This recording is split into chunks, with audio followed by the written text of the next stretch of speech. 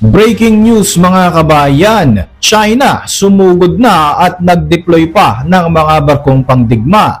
Panoorin ang actual video na inilabas ng komunistang bansa. Pilipinas, pinaghahanda na ang Armed Forces of the Philippines o ang AFP para sa isang malawakang digmaan. Nalalapit na nga ba talagang magsimula ang gera kontra sa China? Samantala, reclamation ng China sa Exclusive Economic Zone o EEZ ng Pilipinas, eksklusibong ipinakita ng Philippine Coast Guard. Grabe na pala talaga ang mga struktura na naipatayo dito ng China, mga kabayan. At heto pa, Japan at Amerika may panibago na namang hakbang para i-counter ang galaw ng China sa West Philippine Sea at sa kabuuan ng Indo-Pacific region. Yan at iba pang mga detalye ang ating tatalakayin sa video na ito. Ako po si Roy Z and welcome sa Kien Thoughts. Kung hilig mo mga ganitong videos, mag-like at mag-subscribe para lagi kang updated sa mga susunod na upload. Mga kabayan, talaga namang nakakabahala na ang mga nagaganap sa ating mundo sa kasalukuyan. Patuloy ang pag-init ng tensyon sa bahagi ng Indo-Pacific region, partikular na nga ang issue ng China sa Taiwan at maging ang lantarang pag-angkin ng komunistang bansa sa mga teritoryong pasok sa Exclusive Economic Zone ng Pilipinas. Sa pagpasok ng buwan ng Abril taong kasalukuyan, nag-deploy ng puwersa ang People's Liberation Army ng China kabilang ang Navy at Rocket Forces sa palibot ng Taiwan bilang pagbibigay ng warning o ng babala sa isinusulong nitong Taiwan independence na talaga namang hindi nagugustuhan ng Chinese government. Dito nga mga kabayan ay naglabas pa ng video footage ang Chinese military kung saan makikita na muling pinalibutan ng warships at maging ng mga fighter jets ng China at paikot-ikot nga ito sa bahagi ng Taiwan habang nagpapaulan pa ng mga missiles. Sinabi ng Taiwan na nag-deploy ng 71 fighter aircraft at 21 warships ang China sa isinagawa nga nitong panibagong large-scale military drills sa paligid ng kanilang teritoryo. Base sa report mula sa senior Taiwanese officials, hindi nga daw bababa sa 10 Chinese military ships ang nanghimasok sa loob mismo ng teritoryo ng Taiwan na may layo na lamang na 24 nautical miles mula sa kanilang coastline. Giit ng Beijing, ang hakbang na ito ay naglalayong sanayin ang kanilang puwersa para sa mga precision strikes sa buong isla ng Taiwan. Dito nga daw ay sinusubukan ng Eastern Theater Command ng Chinese military ang kanilang puwersa at kakayahan sakaling magsimula na di umano ang isang malawakang digmaan. Bagamat malaki ang puwersa ng Chinese military, hindi naman nagpasindak ang Taiwanese military at agad din itong nag-deploy ng sarili nilang mga barkong pangdigma bilang response sa mga threat at mga aksyon ng China na tila nga ba naghahamon para sa isang kaguluhan. Nagsagawa rin ng pagmamonitor ang Taiwanese Navy upang masigurong hindi nga aabot sa totoong pag-atake ang ginagawang military exercises ng PLA Navy. Bukod nga rito mga kabayan, kinundi na rin ng Taipei ang hakbang na ginagawa ng China at tinawag pa nga nila ang mga ito bilang tagapagsimula nga raw ng lahat ng kaguluhan sa buong mundo. Sa kasalukuyan nga ay nasa status ng high alert ang Taiwanese military at ini-activate na rin ito ang kanilang land-based missile system at idineploy na rin ang kanilang mga military aircraft bilang sagot sa Chinese military action. Binabantayan rin ng Taiwan ang Shandong aircraft carrier ng China na pumasok na nga sa loob ng kanilang response zone. Dahil naman sa patuloy na panggigipit ng China sa mga bansang Taiwan at Pilipinas, kaugnay nito mga kabayan, matapang na sinabi ni AFP Chief of Staff General Romeo Browner Jr. na napaka-importanteng maghanda ang sandatahang lakas ng Pilipinas sakaling itutuloy na nga ng China ang pagsakop nito sa bansang Taiwan dahil sigurado daw na makakasali o madadamay ang ating bansa sa kaguluhang ito.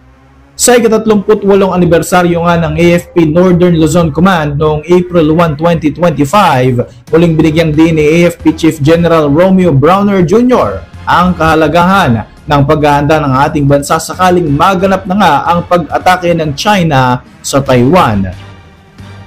Because if something happens to Taiwan, inevitably we will be involved. There are 250,000 OFWs working in Taiwan, and we will have to rescue them. And it will be the task of Northern Luzon Command to be at the front line of that operation. Sabi ni Browner, bahagi ito ng pag-shift ng militar sa territorial defense kung saan ang NOLCOM ang magsisilbing frontliners sa hilagang bahagi ng bansa. Dagdag pa ng AFP chief, bahagi na paghahanda ang konsiderasyon na maging ang Pilipinas nga ay makikipagdigma rin sa bansang China. Samantala, ipapatupad naman ng Philippine Navy ang pinalakas na order of battle sa West Philippine Sea at ang karagatang sakop ng hilagang bahagi ng Pilipinas. Kabilang sa revamp ang command and control ng mga opisyal ng Naval Forces West at Northern Luzon at ang paghahanda nga ng karagdagang barkong pangdigma na darating sa bansa. Ito nga ang BRP Miguel Malvar at ang BRP Diego Silang at iba pang mga modernong mga kagamitan ng Philippine Navy. Ayon kay Philippine Navy spokesperson for the West Philippine Sea, Admiral Roy Vincent Trinidad, ang mga paparating na mga modernong naval assets na 2 guided missile frigates ay agad na i-deploy sa WPS alinsunod sa Comprehensive Archipelagic Defense Concept.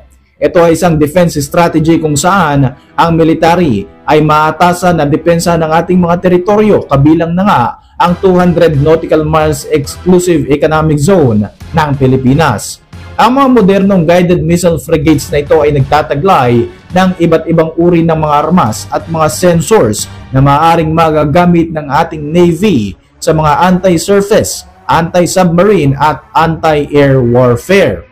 Kaugnay nito mga kabayan, inilabas naman ng pamunuan ng Philippine Navy kung saan ipinapakita nga rito mga kabayan ang reclamation ng China sa bahagi ng exclusive economic zone ng ating bansa. Panoorin ang video footage na ito.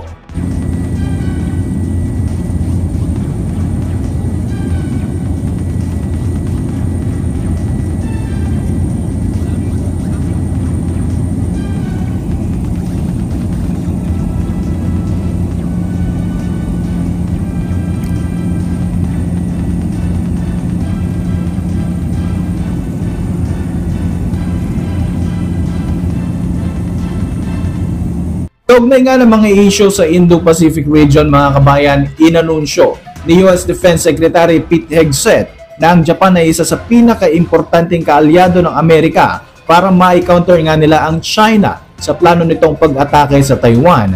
Inanunsyo ni Hegseth ang plano ng Estados Unidos na mas palakasin pa nga ang pwersa ng US military sa bahagi ng Japan para masigurong mapipigilan nila ang Chinese aggression sa buong Indo-Pacific region. Kabilang sa mga napag-usapan ng mga leader ng US at Japan ang pagpapabilis ng produksyon ng AMRAAM air-to-air missile system at maging ang paggawa nga ng SM-6 surface-to-air defense missile para masolusyonan ang kakapusan sa ammunition ng Japanese military. Sa kasalukuyan, mayroong 50,000 US military personnel at squadron ng fighter jet na nakistasyon sa Okinawa, Japan, malapit sa eastern part ng Taiwan. Sa planong pagpapalakas ng US at Japan, inaasahang mas madadagdagan pa nga ang bilang ng US forces dito para may sakatuparan ang kanilang misyon na pigilin ang ambisyon ng China na maghari-harian sa buong rehiyon.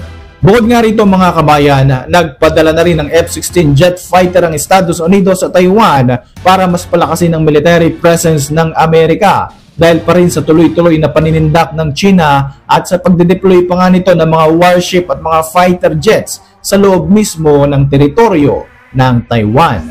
Para sa inyong mga reaksyon, mag-iwan lang ng komento sa ibaba ng video na ito. At para manatiling updated sa ating mga susunod na upload, siguruhing mag-subscribe. I-like mo na rin ang ating mga videos bilang suporta. Muli, ako po si Roy Z at maraming salamat sa patuloy na pagsubaybay sa ating channel.